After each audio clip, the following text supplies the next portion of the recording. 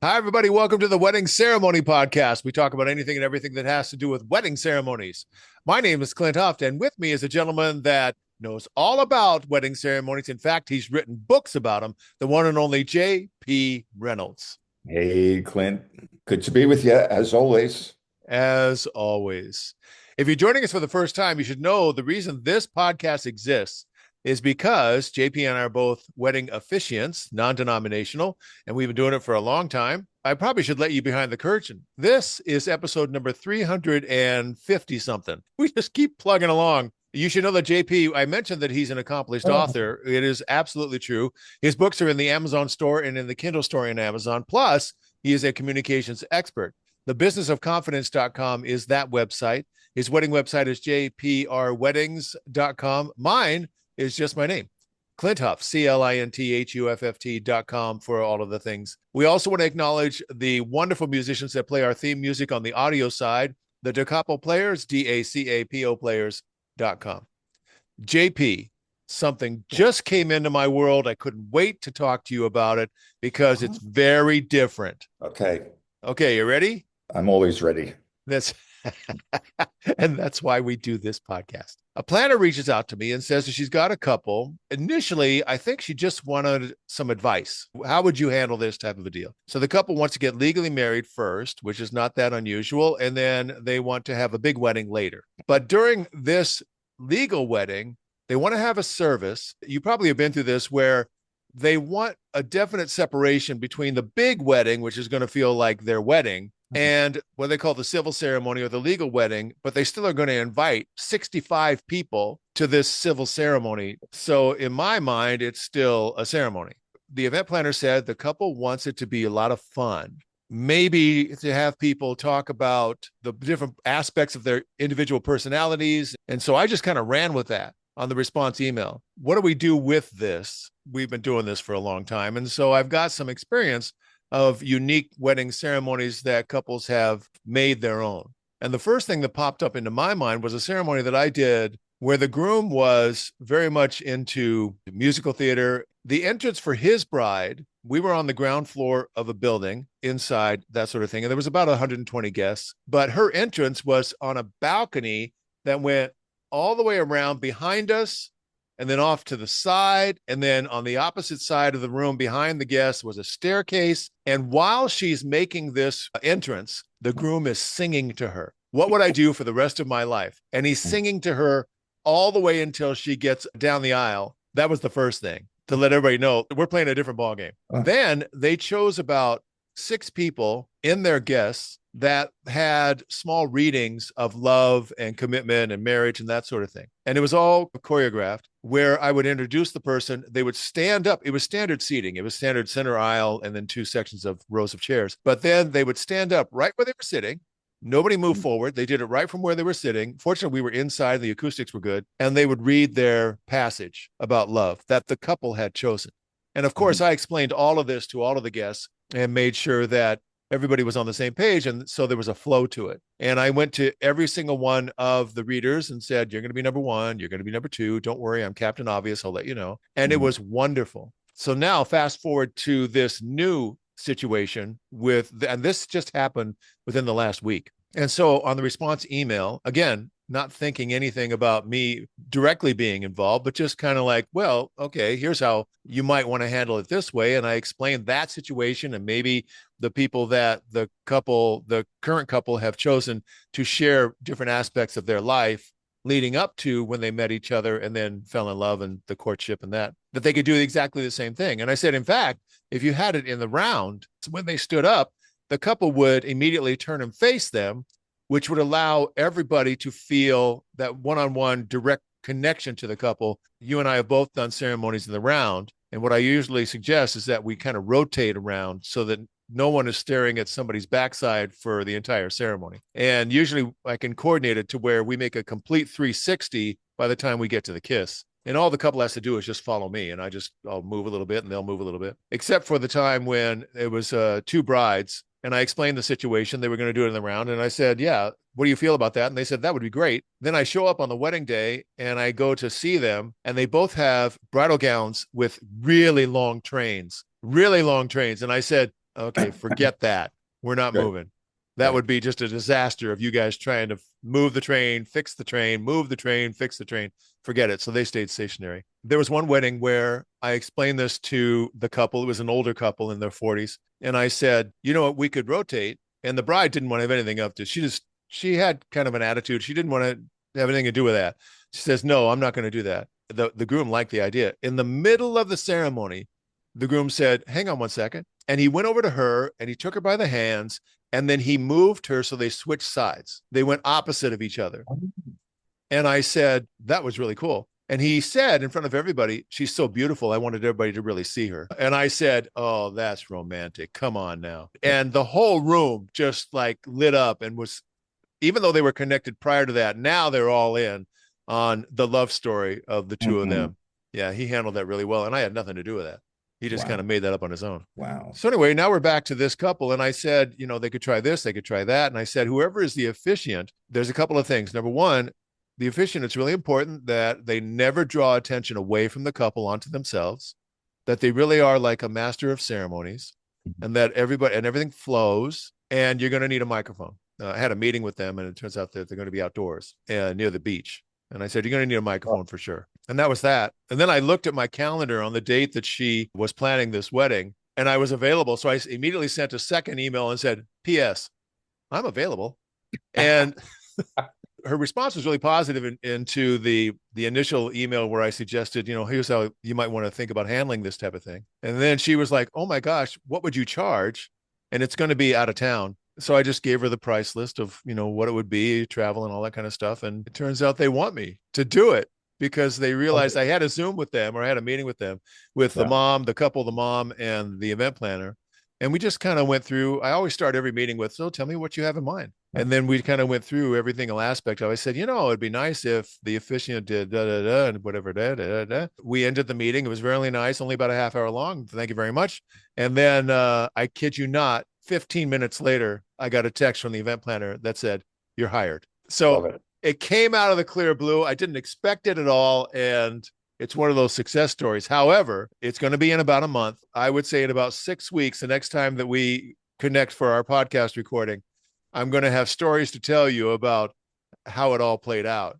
But I'm very excited. I like it when, I mean, don't get me wrong. I love the ceremonies that we do. I love that, you know, we know what to expect and it's pretty straightforward. But when somebody throws me curveballs, oh my gosh, I love that. And there's language issues. The bride is American. She lives in another country where they don't speak English. Well, that's not their native language. The groom is French, but also lives in a Spanish. No, they speak Portuguese in this country. And then they have a bunch of friends that are coming who speak German. During the meeting, I said, we have to have a common language or everybody has to understand exactly what's going on.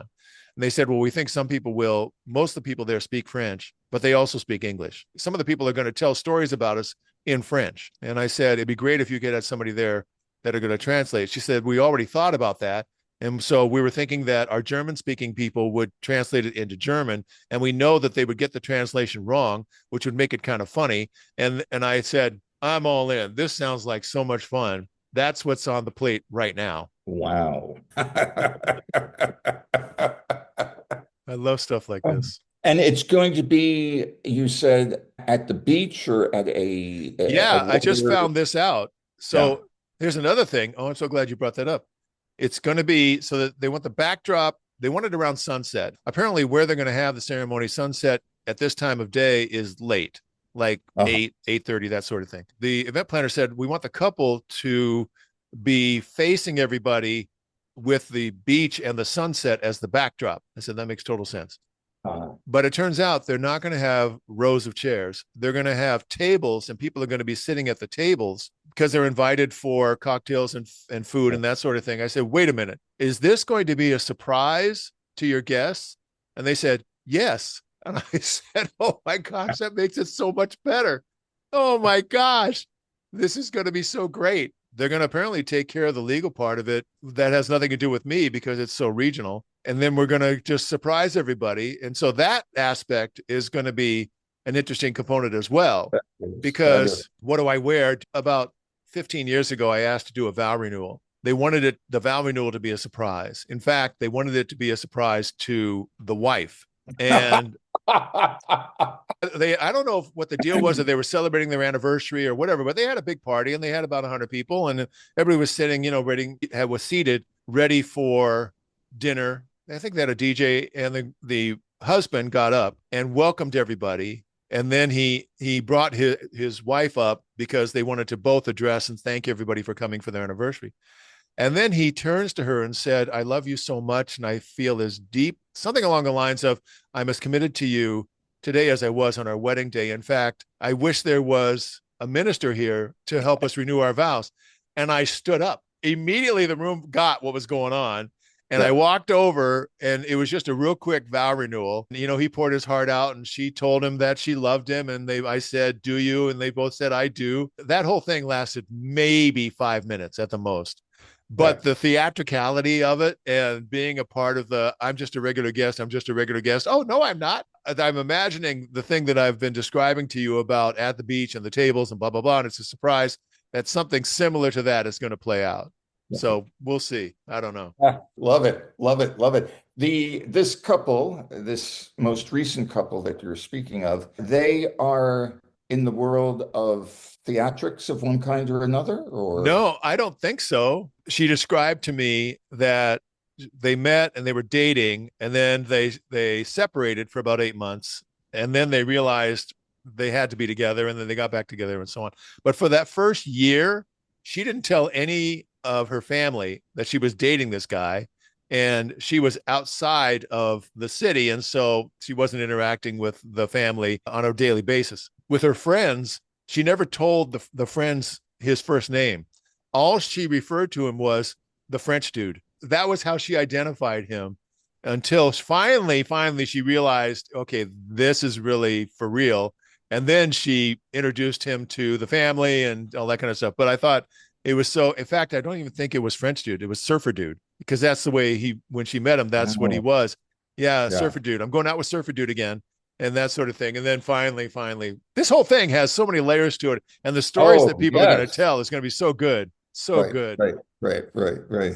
Yeah. Oh, love it, love it, love it, love it. There's a freedom not being involved with a marriage license for me. Yeah. I asked about that, and then I realized, okay, they're going to be in a different province or whatever. They're going to be someplace where I cannot be involved, quite Mhm. honestly. Yeah. And there was something so freeing about that I don't even have to think about that, because I don't know about you, but that whole legality part of what we do is really important. I got asked, this is 20 years ago at least, I got a call on a Saturday. What are you doing right now? I said, I'm not doing anything right now. Well, can you come to this location because the officiant didn't show up? Oh, I said, well, what are they doing? Oh, they're just drinking and eating. And if you can come here and do the ceremony, that'd be great. Do they have the license? No, they thought the minister was going to bring the license. And my first thought was, it's one of those people. You know what I mean? The mm. quotation marks minister didn't take care of any of the legality stuff. And I said, okay, I'm definitely going to do a ceremony, but they're not going to be married. So just so you know, as long as everybody knows that. But when I showed up, they had obviously been enjoying themselves for a while. And so I had to make sure that the bride and groom were, number one, coherent. Number two, that they understood this was not a legal wedding, that we're going to do this so you can continue your day and celebration with your family and friends. And then you have to understand, the event planner understands, even the location manager understood, this is not a legal wedding. We're going to do a ceremony for these people. But I said, I'll guide you if you want to get your marriage license. And I never heard from them again. So I have no idea. But there was something kind of freeing about the idea that whatever that legal part has already been taken care of, I don't have to think about that. Whenever I talk to a couple and I say, let's talk about the marriage license, and they'll say, oh, we already got married. Immediately my brain goes, oh, that whole checklist, that whole long checklist of the marriage license just goes poof. And now I can just focus on the ceremony. And it's very freeing. I like that. It's interesting. The last three couples to book me for this year are already legally married, Yeah. each for their own reason. Yeah, I mean, I always explain. I mean, I think I've shared this before in a previous podcast. During the pandemic, my goddaughter Meredith and her now husband Cole, they had to postpone their initial big wedding because of the pandemic, Right. but they wanted to be legally married. And so one day they just came over with the confidential license and sat at my dining room table, and I signed it. And that was the first quote wedding. ceremony. And then midway through the pandemic, when things were still uncertain, they decided they wanted to have a celebration, and we went to the beach with both sets of parents and siblings. Went back to the home of my goddaughter and had California Pizza Kitchen takeout. Nice. And that was the family celebration. And then about 9 months later, they had their big blowout wedding. So she is the only bride that I have married 3 times. That's awesome. I remember when you led us through on the first season, which lasted Yeah, 8 years, the first season of our podcast. And I remember you telling that story, and this time you're going to do this, and this time you're going yeah, to do that. And I yeah, thought, how lucky for you. yeah. How lucky for you, because you already had a great relationship because she's your goddaughter, that you got to do that 3 times. I was And envious each of you. Well, I realized I was privileged, and it was simply a reminder that you do not have to confine your wedding celebration to one day. It took 3 separate ceremonies to fully celebrate the reality of what they were doing. Each was, quote, real. Because the danger is when people say, well, the real wedding will be, we're going to get married, we're going to get the light, we're going to get married at City Hall, but the real wedding, and it's like, no, no, no. Each is real.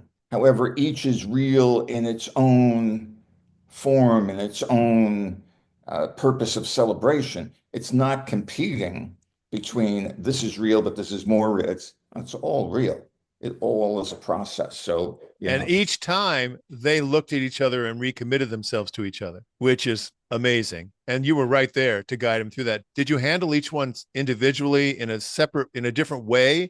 Because we have a rhythm to what we do, but what you're explaining, each one had its own kind of energy or rhythms to it. Did you adjust each time? Yeah, because at the beach, it was so intimate with both sets of parents, so two mothers, two fathers. So my goddaughter has one sister. Her husband has one sister. So it was two sisters there, and everybody had a role to play.